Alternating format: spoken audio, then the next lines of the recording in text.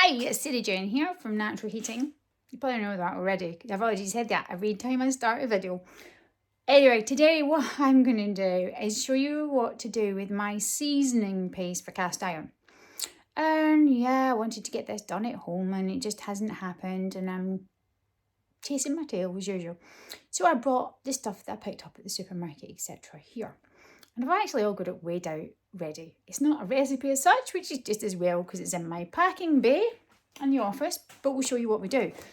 Because if you've got a cast iron grill, cast iron barbecue, any form of cookware, especially if it's rusty, this is the easiest, quickest way I can show you how to renew the seasoning coating on the surface.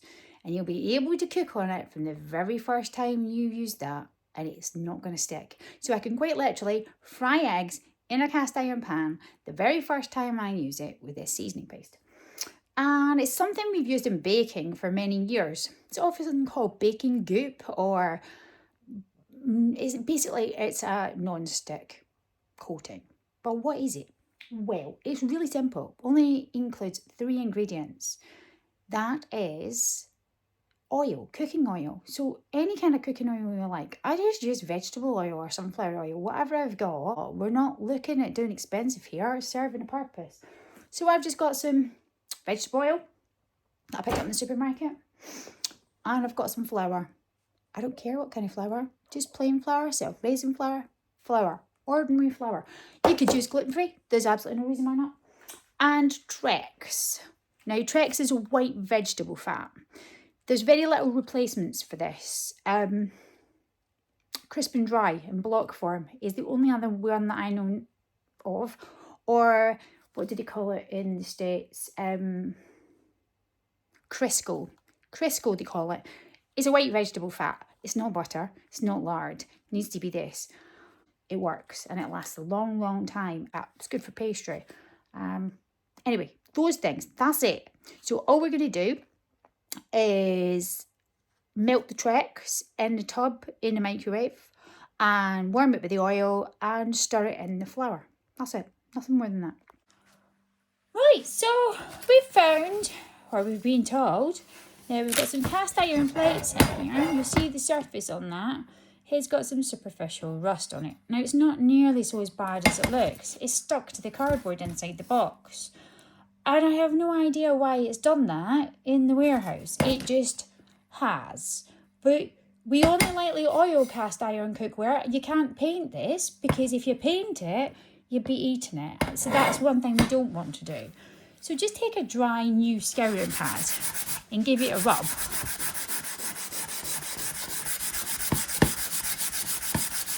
Just like that. Now you'll see the worst of that is actually coming off straight away.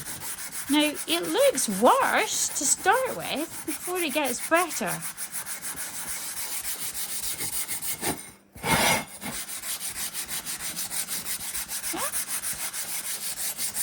Now, at that is nothing to worry about because on cast iron cookware, a few rust patches is quite simply nothing. You can eat off that and the iron that's in it is actually quite good. So, here we go. Simple as it comes. Box of Trex. Now, I've taken 250 grams of each because you want an equal weight. You could easy half it. About 75 to 100 grams of each is enough to fill a jam jar. So basically, I should easily have enough to fill a couple. And all I'm going to literally do, is put that whole box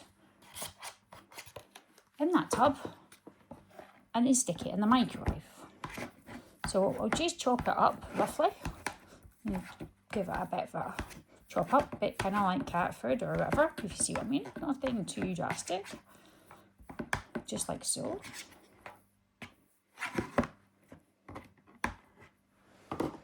And then pop it in. So back in a minute. Okay, so that's it. Melted in the microwave. It's quite literally just that. It's a solidified type of oil. So you can see there's a few bits there that haven't melted that were stuck on the edge. They will melt in there because it's nice and warm. So to that, we add 1 cup which is 250 ml of vegetable oil.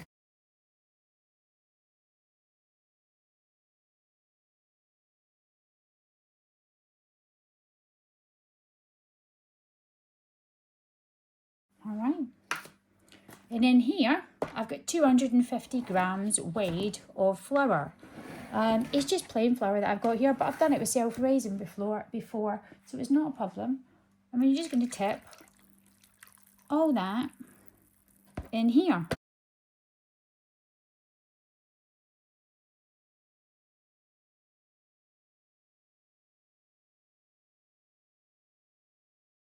I'm quite literally doing this just to make a point now.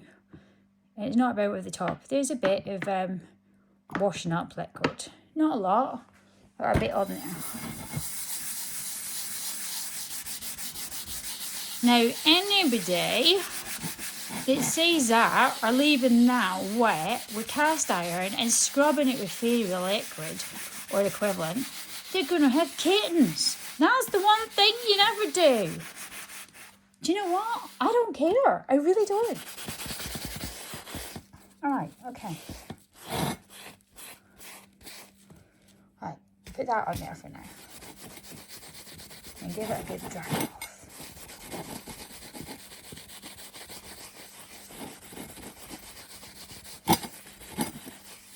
And that's it. I'm not worried about those bits on there, not at all.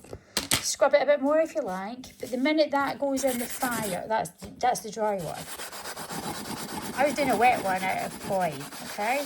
Doesn't matter.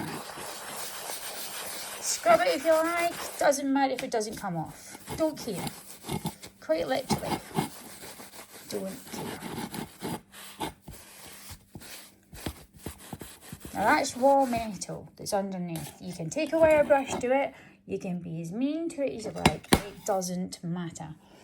The second we apply heat to that, put it in the fire, any oil is going to bake off, but what happens is this is going to seal into the pores, it's going to protect it from rust, and it's going to give you a non-stick coating when you're using it for surface cooking.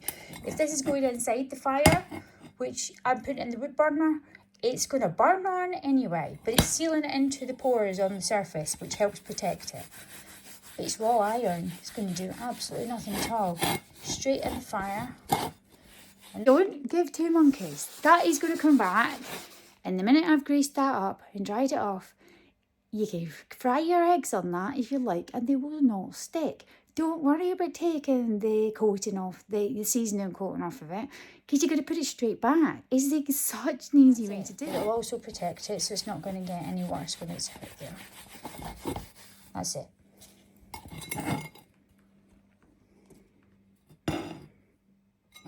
You cook on that in the barbecue on your cast pans, it's not going to rust up again, it's going to keep just nice. You can leave it outside in the weather, and it protects it. So when I show you my barbecue, it's outside the garden, and it's been out there for 3 or 4 years, and all I do is treat the top surface like this, and the body with lard on the outside to protect against the rain. It doesn't rust, even not with a coating on it. I mean, that's dry to the touch now, and you can see it's nice and lightly oiled. It's not pulling, I'm not putting lots and lots on it, it's just a very light coating on the surface.